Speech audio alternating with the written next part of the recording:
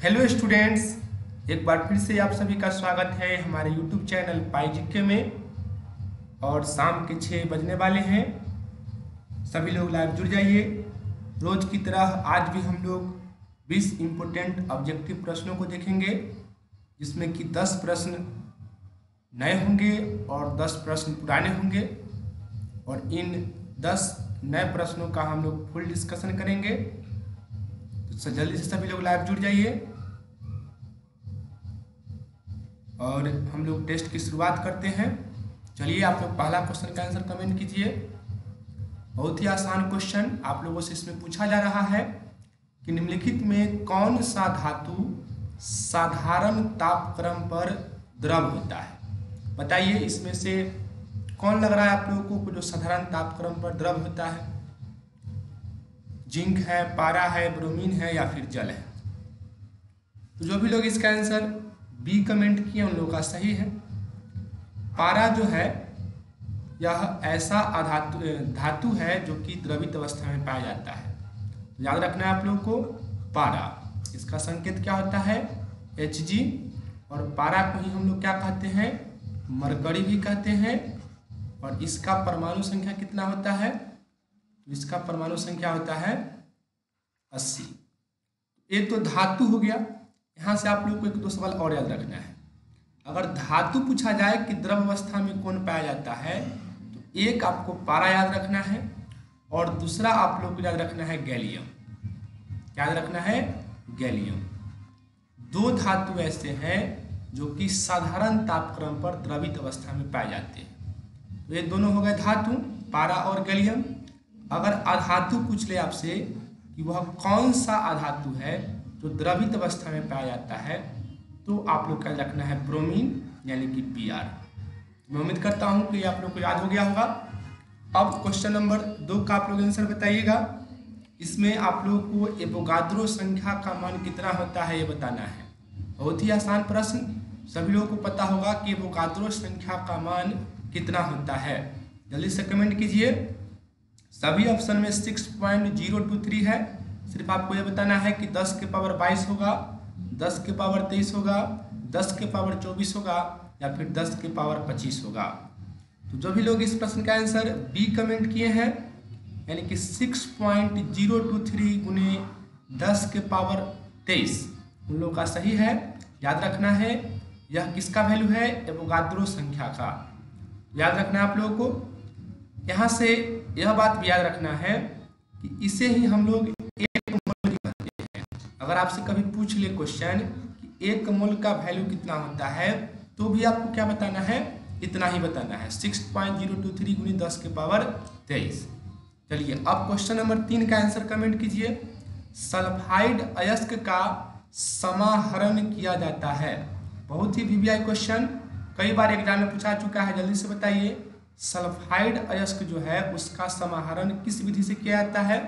विद्युत विच्छेदन द्वारा, फेन उत्प्लावन विधि द्वारा, भर्जन द्वारा या फिर इनमें कोई नहीं? तो सही उत्तर इसका क्या होगा? फेन उत्प्लावन विधि द्वारा। याद रखना है आप लोग को, फेन उत्प्लावन विधि द्वारा सल्फाइड अयस्क का समाहरण किया जाता है, यानी कि इसका निष्कर्षण किया जाता है। तो जो भी लोग बी कमेंट किए हैं उन लोगों का आंसर बिल्कुल सही है। अब आप लोग बताइए क्वेश्चन नंबर 4 का आंसर।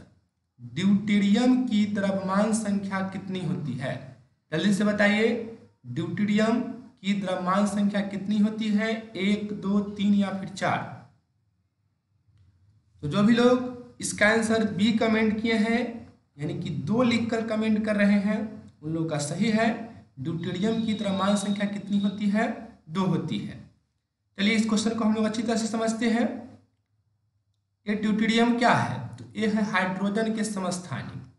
आपसे यह क्वेश्चन पूछा जा सकता है कि हाइड्रोजन के कुल कितने समस्थानिक हैं? आप लोग कमेंट करके बताइए, हाइड्रोजन के समस्थानिकों की संख्या कितनी है? जल्दी से कमेंट कीजिए, हाइड्रोजन के समस्थानिक की संख्या।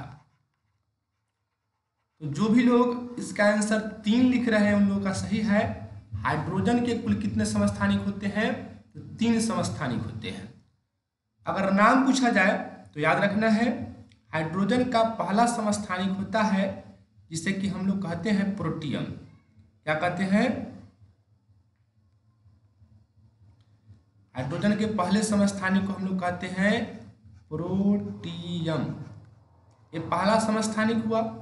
दूसरा समस्थानिक होता है ड्यूटेरियम, जो कि इस प्रश्न में पूछा गया है। ये भी आप लोग याद रखना है। ये हो गया दूसरा समस्थानिक ड्यूटेरियम। और तीसरा समस्थानिक होता है, उसे हम लोग क्या बोलते हैं? उसे हम लोग बोलते हैं ट्राइटियम। क्या बोलते हैं? ट्राइटियम इसे बोलते हैं। तो प्रोटियम, ड्यूटेरियम और ट्राइटियम, ये तीन समस्थानिक हैं किसके? हाइड्रोजन के। अगर प्रोटियम की बात की जाए तो प्रोटियम को संकेत में इस प्रकार से लिखा जाता है 1H1, ड्यूटेरियम को लिखा जाता है 1H2 और ट्राइटियम को लिखा जाता है 1H3। इसका मतलब है कि प्रोटियम, ड्यूटेरियम और ट्राइटियम, ये तीनों का परमाणु संख्या एक है। समस्थानिक का परिभाषा ही यही है कि जिसका परमाणु संख्या समान हो। तो देख रहे हैं आप, परमाणु संख्या नीचे वाला होता है और तीनों का परमाणु संख्या यहाँ पर एक समान है। जबकि द्रव्यमान संख्या के देखिए, ये जो प्रोटियम है इसका द्रव्यमान संख्या कितना है? 1। ड्यूटेरियम का कितना है? 2। और ट्राइटियम का कितना है? 3। तो आप लोग को याद रखना है, प्रोटियम के द्रव्यमान संख्या पूछेगा तो 1, ड्यूटेरियम के 2 और ट्राइटियम के 3। जबकि परमाणु संख्या सबका समान होता है क्योंकि सब क्या है? समस्थानिक है, यानी कि आइसोटोप्स है। चलिए आगे बढ़ते हैं। क्वेश्चन नंबर 5 का आंसर आप लोग कमेंट कीजिए। निम्न में कौन क्षारीय भूमिज तत्व है? जल्दी से आप लोग कमेंट करके बता दीजिए, ये चारों ऑप्शन में से कौन है जो क्षारीय भूमिज तत्व है? क्षारीय भूमिज तत्व कहने का मतलब वर्ग 2 का तत्व है। आप लोग पढ़े होंगे कि वर्ग 1 के तत्वों को क्षारीय तत्व कहते हैं और वर्ग 2 के तत्वों को क्षारीय मृदा धातु या फिर क्षारीय भूमिज धातु कहते हैं। तो यहाँ पर भूमिज कहा गया है। बताइए क्या होगा आंसर? तो जो भी लोग मैग्नीशियम लिख रहे हैं उनका सही है, याद रखना है मैग्नीशियम यहाँ पर राइट आंसर होगा। थोड़ा सा यहाँ भी डिस्कशन कर लीजिए। आवर्त सारणी का जो वर्ग 1 है उसे क्या कहा जाता है? तो याद रखना है आप लोगों को, आवर्त सारणी का जो वर्ग 1 है उससे हम लोग क्षार धातु के नाम से जानते हैं। किस नाम से जानते हैं? क्षार धातु के नाम से। और वर्ग 2 अगर पूछा जाए कि वर्ग 2 को किस नाम से जानते हैं, तो वर्ग 2 को हम लोग जानते हैं क्षारीय मृदा धातु या क्षारीय भूमिज धातु के नाम से। क्षारीय भूमिज धातु। और मैंने आप लोगों को बताया था कि वर्ग 1 के याद रखने का ट्रिक आप लोग को याद होगा, हेलिना की रब से फरियाद। तो वर्ग 1 में रहता है hydrogen, lithium, sodium, potassium, rubidium, caesium और फ्रांसियम। ये वर्ग 1 के तत्व है। तो क्षार धातु कभी भी पूछेगा तो आपको यही सब बताना है। इसमें हाइड्रोजन अपवाद है। हाइड्रोजन जो है एक अधातु है। हाइड्रोजन क्या है? अधातु है। तो हाइड्रोजन यहाँ पर अपवाद है, याद रखना है आप लोगों को। और ये जो वर्ग 2 है इसमें क्षारीय भूमिज धातु है और इसका भी मैंने आप लोगों को ट्रिक बताया था, बेटा मांगे कार स्कूटर बाप राजी। इसमें क्या कहता है? Beryllium, magnesium, calcium, strontium, barium और रेडियम। ये सब जो है ये सब क्या है? क्षारीय भूमिज धातु। देखिए यहाँ पर मैग्नीशियम हमने लिखा और मैग्नीशियम ऑप्शन में भी है, तो मैग्नीशियम यहाँ पर इस सवाल का सही आंसर होगा।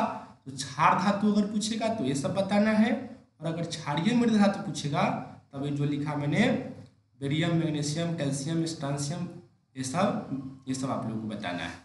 चलिए अब क्वेश्चन संख्या 6 का आप लोग आंसर कमेंट करेंगे। निम्न में कौन कॉपर का एक अयस्क है? बताइए आप लोग, इन चारों ऑप्शंस में से कौन सही लग रहा है आप लोगों को? कॉपर यानी कि Cu का अयस्क कौन है, जिसे कि हम लोग तांबा भी कहते हैं? जल्दी से आप लोग कमेंट करके बताइए। तो जो लोग ऑप्शन नंबर 1 के साथ जा रहे हैं उनका गलत है, बी के साथ जा रहे हैं उनका भी गलत है, सी के साथ जा रहे हैं उनका भी गलत है। तो जाहिर सी बात है कि आंसर क्या हो जाएगी? ऑप्शन नंबर डी, यानी कि ए और बी दोनों। आप लोग को याद रखना है इसमें जो कॉपर का अयस्क है यह फिरोजा भी है। फिरोजा आप लोग नहीं सुने होंगे, लेकिन याद कर लीजिए, फिरोजा भी किसका अयस्क है? कॉपर का ही अयस्क है। और ये जो मैलाकाइट है यह भी किसका अयस्क है? तो यह भी कॉपर का ही अयस्क है। तो ए एवं बी दोनों इसका राइट आंसर होगा। अब लिमोनाइट, कमेंट करके आप लोग बताइए कि ये जो लिमोनाइट है यह किसका अयस्क है? जल्दी से बताइए, लिमोनाइट किसका अयस्क है? तो जो भी लोग इसका आंसर लोहा लिख रहे हैं उन लोगों का बिल्कुल सही है, लोहा का अयस्क है लिमोनाइट। अयस्क बहुत ज़्यादा इंपॉर्टेंट होता है। कुछ और अयस्क मैं यहाँ से आप लोगों से पूछ रहा हूँ, आप लोग नंबर डाल के कमेंट कीजिए। जैसे कि अगर आपसे पूछ दिया जाए कि बॉक्साइट किसका अयस्क है, तो आप एक लिख के और संकेत में तत्व का नाम लिखिए कि बॉक्साइट किसका अयस्क है। दूसरा मैं आपसे पूछ रहा हूँ कि अगर आपसे पूछे कि हेमेटाइट किसका अयस्क है, आप 1, 2, 3 ये सब लिखकर कमेंट कीजिए कि कौन किसका अयस्क है। आपको तत्व का नाम सिर्फ संकेत में लिखना है। जैसे अगर आपको लगे कि हेमेटाइट तांबा का अयस्क है तो आपको CU लिखकर भेजना है, जल्दी भेजिए। फिर आप बताइए कि सिनेबार किसका अयस्क है। 3 में आपको यह बताना है। 4 में आप लोगों को बताना है सिनेबार के बाद कि गैलेना किसका अयस्क है। ये सब बहुत ज़्यादा इंपॉर्टेंट है, यही सब क्वेश्चन एग्जाम में पूछा जाता है। उसके बाद 5 में आप लोगों को कमेंट करके बताना है कि मैग्नेटाइट किसका अयस्क है, मैग्नेटाइट। फिर 6 में आप लोगों को कमेंट करके बताना है कि अर्जेंटाइट जो है यह किसका अयस्क है। ये 6 प्रश्न का आप लोग जल्दी से आंसर कमेंट कीजिए। बॉक्साइट, हेमेटाइट, सिनेबार, 1, 2, 3, 4, 5 लिख के जल्दी से कमेंट कीजिए कौन किसका अयस्क है। चलिए अब मैं आप लोग को आंसर बताता हूं। 1 का आंसर जो भी लोग एल्युमिनियम लिखे हैं उन लोगों का सही है, बॉक्साइट एल्युमिनियम का अयस्क है। 2 का आंसर जो लोग लोहा लिखे हैं Fe उन लोगों का सही है। सिनेबार किसका अयस्क है, तो यह Hg यानी कि पारा का अयस्क है। गैलेना किसका अयस्क है, तो यह Pp यानी कि सीसा का अयस्क है। मैग्नेटाइट किसका अयस्क है, तो मैग्नेटाइट भी लोहा यानी कि Fe का अयस्क है। और अर्जेंटाइट किसका अयस्क है, तो यह जो है Ag यानी कि चांदी का अयस्क है। ये सब आप लोगों को याद रहना चाहिए, ये सब क्वेश्चन एग्जाम में जरूर पूछे जाएंगे। 1 नंबर के क्वेश्चन तो यहाँ से बनता ही है, हर एक साल एग्जाम में 1 नंबर के प्रश्न यहाँ से पूछे जाते हैं। चलिए अब क्वेश्चन नंबर 7 का आप लोग आंसर बताइए। बहुत ही इंपॉर्टेंट क्वेश्चन, यह क्वेश्चन भी बोर्ड में पूछा जा चुका है। जल्दी से आप लोग बताइए कि एथाइन में पाई बॉन्ड की संख्या कितनी होती है। जल्दी से कमेंट कीजिए आप लोग, एथाइन में पाई बॉन्ड की संख्या कितनी होती है, 1, 2, 3 या फिर 4। तो यदि आप इसका answer option number B comment कर रहे हैं तो आपका जवाब बिल्कुल सही है, बी यहाँ पर राइट आंसर होगा। आप लोग को याद रखना है एथाइन में पाई बॉन्ड की संख्या कितनी होती है, 2। आप थोड़ा सा यहाँ पर गौर कीजिएगा, तो कभी भी पाई बॉन्ड और सिग्मा बॉन्ड से क्वेश्चन पूछेगा तो आप आसानी से बना लीजिएगा। जैसे अगर सिंगल बॉन्ड हो, सिर्फ क्या हो, सिंगल बॉन्ड, तो सिंगल बॉन्ड जो होता है उसमें सिग्मा बॉन्ड जो होता है, सिग्मा बॉन्ड को हम लोग इस तरह से संकेत में लिखते हैं। तो सिग्मा बॉन्ड की संख्या होती है 0, सॉरी सिग्मा बॉन्ड की संख्या कितनी होती है, 1। सबके सब सिंगल बॉन्ड माने एक ही बॉन्ड, तो उसमें सिग्मा बॉन्ड की संख्या कितनी होती है, 1 होती है। याद रखना है आप लोगों को, एक ही बॉन्ड है तो जाहिर सी बात है कि पाई बॉन्ड कितनी हो जाएगी, तो पाई बॉन्ड हो जाएगी 0। ये आपको याद हो गया होगा कि सिंगल बॉन्ड अगर रहेगा तो सिग्मा बॉन्ड की संख्या 1 और पाई बॉन्ड की संख्या 0। ये पहला बात हुआ। दूसरा कि डबल बॉन्ड अगर रहे, डबल बॉन्ड, तो डबल बॉन्ड में आपको याद रखना है कि सिग्मा बॉन्ड की संख्या जो होती है वह 1 होती है और पाई बॉन्ड की संख्या भी कितनी होती है, 1। डबल मतलब 2, 1 उसमें सिग्मा बॉन्ड होती है और 1 होती है पाई बॉन्ड। चलिए अब हम लोग ट्रिपल बॉन्ड का चर्चा करते हैं। ट्रिपल बॉन्ड, तो ये जो ट्रिपल बॉन्ड होता है इसमें सिग्मा बॉन्ड अगर आपसे पूछा जाएगा कि सिग्मा बॉन्ड कितना होता है, तो आपको याद रखना है इसमें सिग्मा बॉन्ड की संख्या भी कितनी होती है, एक ही होती है। और अगर पाई बॉन्ड पूछा जाएगा तब आपको बताना है कि पाई बॉन्ड की संख्या कितनी होती है, तो 2 होती है। तो आप यहाँ पर सिग्मा बॉन्ड तो आसानी से याद करेंगे होंगे कि सिंगल बॉन्ड है तो एक सिग्मा बॉन्ड, डबल बॉन्ड है तो भी एक सिग्मा बॉन्ड, और ट्रिपल बॉन्ड है तो भी एक ही सिग्मा बॉन्ड होता है।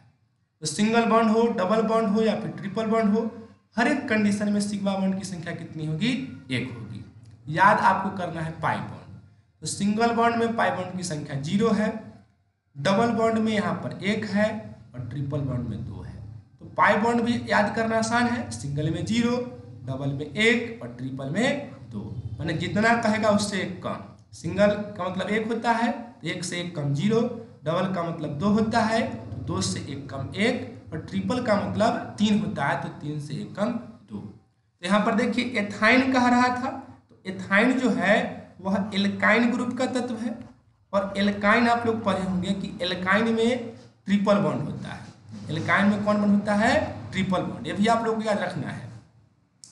सिंगल बॉन्ड किस में होता है, तो यह होता है एल्केन में, एल्केन में होता है सिंगल बॉन्ड, ये आप लोग को याद रखना है। और डबल बॉन्ड किस में होता है, तो अल्कीन जो होता है, अल्कीन उसमें क्या होता है, उसमें होता है डबल बॉन्ड। तो अल्कीन में डबल बॉन्ड, अल्केन में सिंगल बॉन्ड और अल्काइन में कौन बॉन्ड, ट्रिपल बॉन्ड। चलिए अब आगे बढ़िए। नेक्स्ट क्वेश्चन में आप लोगों को बताना है कि नाइट्रोजन के परमाणु में उपस्थित न्यूट्रॉन की संख्या क्या है। बहुत ही प्यारा प्रश्न और बहुत ही आसान प्रश्न आप लोगों के लिए। जल्दी से कमेंट कीजिए, नाइट्रोजन के परमाणु में न्यूट्रॉन की संख्या कितनी होती है। जो भी लोग 7 लिख रहे हैं उन लोगों का सही है। मैं समझाता हूं कि ये 7 कैसे होगा। आप जानते हैं कि नाइट्रोजन का जो परमाणु संख्या होता है वो 7 होता है। नीचे हम लोग क्या लिखते हैं, परमाणु संख्या, और द्रव्यमान संख्या कितना होता है, 14। आप यह भी जानते होंगे कि परमाणु संख्या को हम लोग जेड से डिनोट करते हैं। इसमें नाइट्रोजन में जेड बराबर क्या हो जाएगा, 7, और द्रव्यमान संख्या को किससे डिनोट करते हैं, ए से। ए बराबर कितना हो जाएगा, 14। और आप लोग फॉर्मूला पढ़े होंगे कि ए बराबर होता है P + N, यानी कि प्रोटॉन की संख्या प्लस न्यूट्रॉन की संख्या। यहाँ पर हम लोग को ए दिया, ए पता है कि 14 है, एक की जगह पर 14 रख दीजिए। P भी आप लोगों को पता होगा, आप जानते होंगे कि परमाणु संख्या जो होता है, ये जो Z है परमाणु संख्या है, और परमाणु संख्या बराबर क्या होता है, प्रोटॉन की संख्या। तो जितना परमाणु संख्या होगा उतना ही प्रोटॉन की संख्या भी होगा। यहाँ पर P की जगह पर हम लोग कितना लिखेंगे, 7, और प्लस N है तो प्लस N। अब ये 7 इधर जाकर माइनस हो जाएगा, तो 14 - 7, और 14 में से 7 घटाइएगा तो 7 ही आएगा। तो यहाँ पर N यानी कि न्यूट्रॉन कितना निकला, 7। इसलिए इसका आंसर क्या हो जाएगा, ऑप्शन नंबर सी। चलिए अब क्वेश्चन नंबर 9 का आप लोग आंसर बताइए। ये क्वेश्चन बहुत VVI है, यह क्वेश्चन भी एग्जाम में पूछा चुका है। पेट में अत्यधिक अम्ल को बनने से रोका जा सकता है। अगर किसी व्यक्ति के पेट में ज़्यादा अम्ल बन रहा है, यानी कि एसिडिटी की बीमारी उसको अगर है, तो उसको कैसे रोका जाएगा। क्या दीजिएगा, पड़ते अम्ल दीजिएगा, पीड़ाहारी दीजिएगा, ज्वरनाशी दीजिएगा, या फिर प्रतिजैविक दीजिएगा। जल्दी से आप लोग बताइए। तो जो लोग इसका आंसर ए कमेंट किए हैं प्रत्यय अम्ल लिखकर, उन लोगों का बिल्कुल सही है, ए राइट आंसर होगा। इसी को हम लोग अंग्रेजी में क्या कहते हैं, एंटासिड कहते हैं, जो एसिड के विरुद्ध में काम करता है। तो प्रत्यय अम्ल यहाँ लिखा हुआ है, इसका मतलब जो अम्ल के विरुद्ध काम करता है। यहाँ पर ए जिन लोगों का भी आंसर हम लोग का सही है। और पीड़ाहारी सब लोगों को पता होगा, पीड़ाहारी को इंग्लिश में हम लोग कहते हैं एनाल्जेसिक, और जो पीड़ा को समाप्त करता है यानी कि दर्द को दूर करता है, तो दर्द दूर करने वाली पीड़ाहारी कहलाती है। ज्वरनाशी, ज्वर माने क्या होता है, बुखार, तो इसे हम लोग एंटीपायरेटिक कहते हैं। क्या कहते हैं, एंटीपायरेटिक। और ये जो प्रतिजैविक है, प्रतिजैविक का मतलब क्या होता है, तो इससे हम लोग इस इंग्लिश में इसको हम लोग कहते हैं एंटीबायोटिक। और एंटीबायोटिक क्या करता है, तो यह सूक्ष्मजीव से होने वाली बीमारियों को नाश करता है। चलिए अब क्वेश्चन नंबर 10 का आंसर बताइए। इनमें किसे न तो बनाया जा सकता है और न ही नष्ट किया जा सकता है। बताइए इसमें से कौन है जिसे न तो बनाया जा सकता है और न ही नष्ट किया जा सकता है। तो जो लोग ए इसका आंसर कमेंट कर रहे हैं उन लोगों का सही है। ऊर्जा को न तो बनाया जा सकता है और न ही नष्ट किया जा सकता है। आप लोग पढ़े होंगे ऊर्जा संरक्षण का सिद्धांत। ऊर्जा संरक्षण का सिद्धांत यही तो कहता है कि ऊर्जा को न तो नष्ट किया जा सकता है और न ही इसका निर्माण किया जा सकता है, यानी कि बनाया जा सकता है। तो ऊर्जा संरक्षण के सिद्धांत के हिसाब से इसका आंसर क्या हो गया? ऊर्जा। अब ऊर्जा से कुछ इंपॉर्टेंट क्वेश्चन हम लोग देख लेते हैं। जैसे कि अगर आपसे पूछ ले कि ऊर्जा का SI मात्रक क्या होता है, कमेंट कीजिए आप लोग जल्दी से। ऊर्जा का SI मात्रक क्या होता है? ये पहला प्रश्न हुआ। दूसरा प्रश्न यहाँ से पूछा सकता है कि ऊर्जा का CGS मात्रक क्या होता है, ये दूसरा प्रश्न हुआ। तीसरा क्वेश्चन यहाँ से पूछा सकता है कि ऊर्जा का व्यावसायिक मात्रक क्या होता है। ऊर्जा का व्यावसायिक मात्रक यह भी आपसे पूछा जा सकता है। और एक सवाल यहाँ से और पूछा जा सकता है कि नाभिकीय ऊर्जा का SI मात्रक क्या होता है। नाभिकीय ऊर्जा जो होता है उसका SI मात्रक क्या होता है। नाभिकीय ऊर्जा का SI मात्रक। तो इन चारों प्रश्न का आप लोग आंसर जल्दी से बताइए, जल्दी जल्दी कमेंट कीजिए। ऊर्जा का SI मात्रक, CGS मात्रक, व्यावसायिक मात्रक और नाभिकीय ऊर्जा का SI मात्रक। तो जो भी लोग SI मात्रक में बता रहे हैं जूल, उन लोगों का सही है। ऊर्जा का SI मात्रक क्या होता है? जूल होता है। CGS मात्रक क्या होता है? तो ये होता है अर्ग। फिर आपसे पूछे कि व्यावसायिक मात्रक क्या होता है, तो व्यावसायिक मात्रक क्या होता है? kWh यानी कि किलोवाट घंटा। और नाभिकीय ऊर्जा का SI मात्रक पूछेगा तब क्या बताइएगा? EV यानी कि इलेक्ट्रॉन वोल्ट। अब यहाँ से भी कुछ क्वेश्चन पूछा जा सकता है, जैसे कि अगर आपसे पूछ दे कि 1 जूल का वैल्यू कितना अर्ग होता है, बताइए आप लोग 1 जूल का वैल्यू कितना अर्ग होता है। तो अगर आपके दिमाग में चल रहा है 10 के पावर 7 अर्ग, तो बिल्कुल सही आपका दिमाग काम कर रहा है। 1 जूल का मान कितना होता है? 10 के पावर 7 अर्ग। अगर आपसे पूछ ले कि 1 यूनिट बराबर कितना होता है, बताइए 1 यूनिट बराबर कितना होता है। और अब आपका दिमाग अगर kWh सोच रहा है तो बिल्कुल सही सोच रहा है। 1 यूनिट हम लोग 1 किलोवाट घंटा को कहते हैं। फिर आपसे 1 EV का मान भी तो पूछा जा सकता है कि 1 EV का मान कितना होता है, 1 इलेक्ट्रॉन वोल्ट का मान कितना होता है। तो बताइए आप लोग, बोलिए वहीं पे, वीडियो देखिए और बोलिए। पागल जब तक नहीं बनिएगा तब तक जो है पढ़ाई बढ़िया से नहीं होगा। इस तरह से क्लास में बोलते हैं उसी तरह से मोबाइल भी रखिए और बोलिए। आसपास के आदमी को लगना चाहिए कि ये जो है तो कुछ जो है इसका दिमाग जो है गड़बड़ाया है, और दिमाग गड़बड़ाया नहीं है। जिस तरह से क्लासरूम में माहौल होता है उसी तरह से आप बोलिए। 1-2 दिन आपको बोलने में थोड़ा सा ऑकवर्ड फील होगा, लेकिन फिर धीरे धीरे आप बोलने लगिएगा। तो बोलिए 1 इलेक्ट्रॉन वोल्ट का मान। आप बोल रहे हैं कि नहीं, कमेंट करके बताइए, बोल रहे हैं कि नहीं बोल रहे हैं।